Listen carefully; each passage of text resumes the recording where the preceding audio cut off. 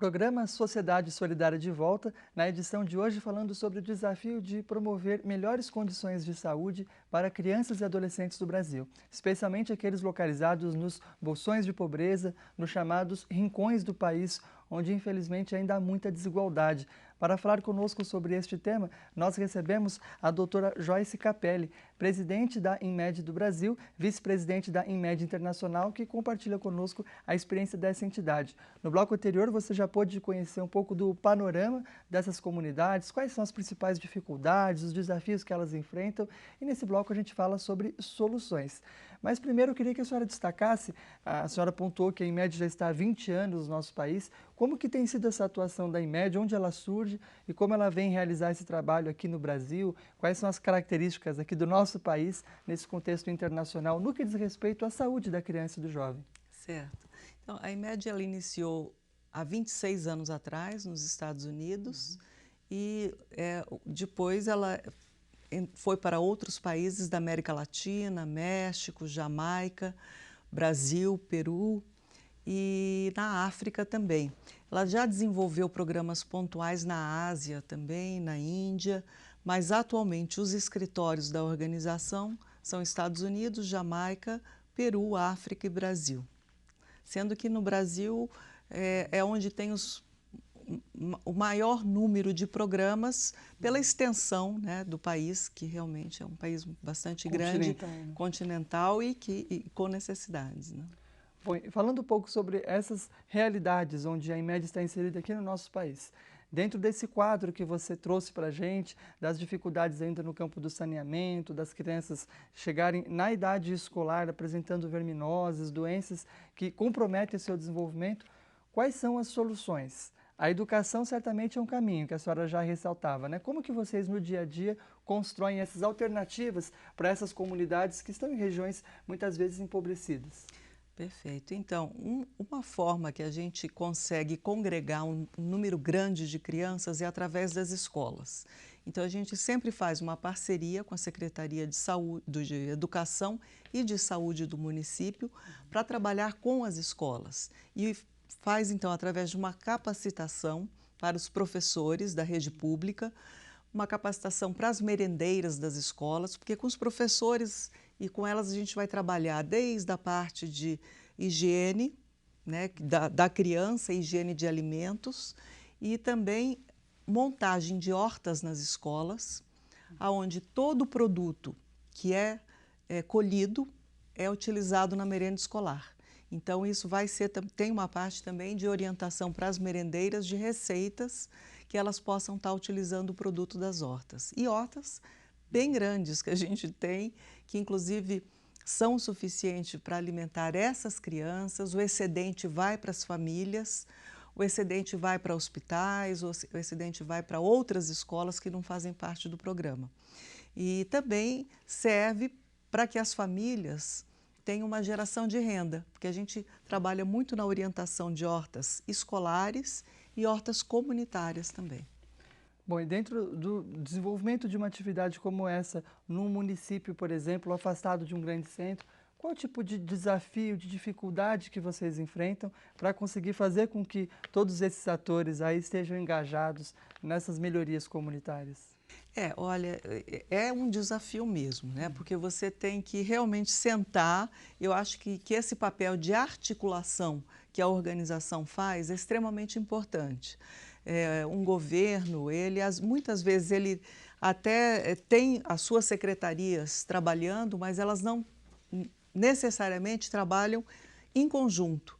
E a gente observa que só o fato de chegar dentro de um município e articular a ação, por exemplo, da Secretaria de Saúde com a educação e nesse diagnóstico, vou dar um exemplo, né? A gente faz o diagnóstico das crianças, muitas hoje em dia, a gente está vendo o crescimento muito grande de crianças ainda desnutridas, mas com sobrepeso e obesas, né? Então você tem uma criança que está com sobrepeso e anêmica porque está comendo incorretamente.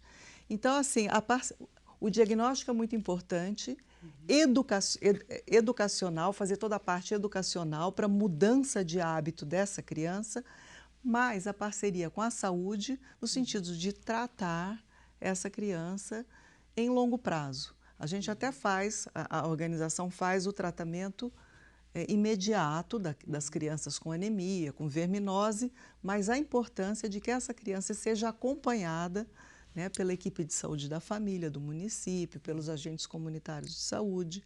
Então, essa articulação é muito importante. Mas é um grande desafio. E é um grande desafio que eu vejo não só nos pequenos municípios, mas nos grandes também, né, eu acho que o país, ele como um todo, tem um problema grave de falta de planejamento em todos os níveis. A gente vê muito isso, né? Eu acho que tudo isso que o Brasil cresceu muito nesses últimos anos, o PIB cresceu muito, mas ainda existe um problema grave de falta de planejamento governamental em todas as áreas. Então, eu acho que a gente trabalhar junto... Um problema de longa data, inclusive. Exatamente. Esse planejamento para que realmente tenham as ações programáticas aconteçam e saiba-se aonde queremos chegar, né? E não se perder em disputas políticas, partidárias. A gente tem que pensar acima disso, né? Ver políticas públicas de longo prazo, com pessoas técnicas que entendam que isso está acima realmente de pequenas disputas. E eu acho que esse para mim, é um grande desafio, é hora de se pensar acima disso, né? Principalmente quem está numa atuação pública. Quem está numa atuação pública tem que pensar sempre no melhor. E a sociedade também tem que cada vez mais também ter essa responsabilidade, né? Na escolha dos seus representantes, no acompanhamento e na participação nos espaços que existem, democráticos, para que a gente consiga fazer com que planos e programas de fato atinjam seus objetivos e todos os brasileiros possam viver com dignidade. Quem está acompanhando o programa, quer ter outras informações a respeito desse tema, como pode fazer, quais são os canais aí para que eles possam ter recomendações, inclusive, orientações sobre esses temas que tratamos aqui hoje? Então, a IMED Brasil, né, ela tem atuação nacional.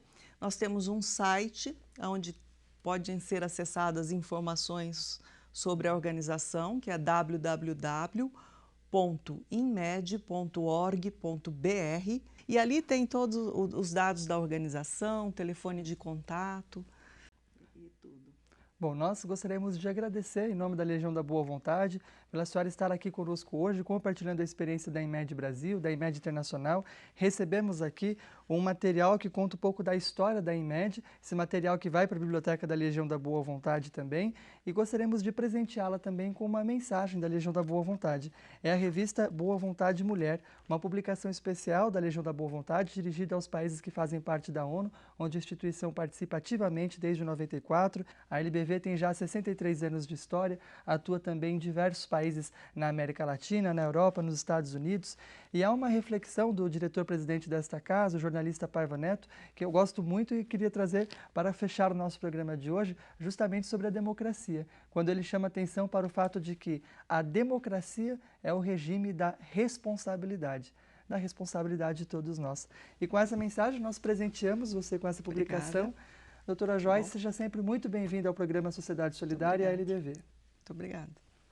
A nossa edição de hoje fica por aqui. Hoje recebemos a presidente da IMED Brasil e vice-presidente da IMED Internacional, Joyce Capelli.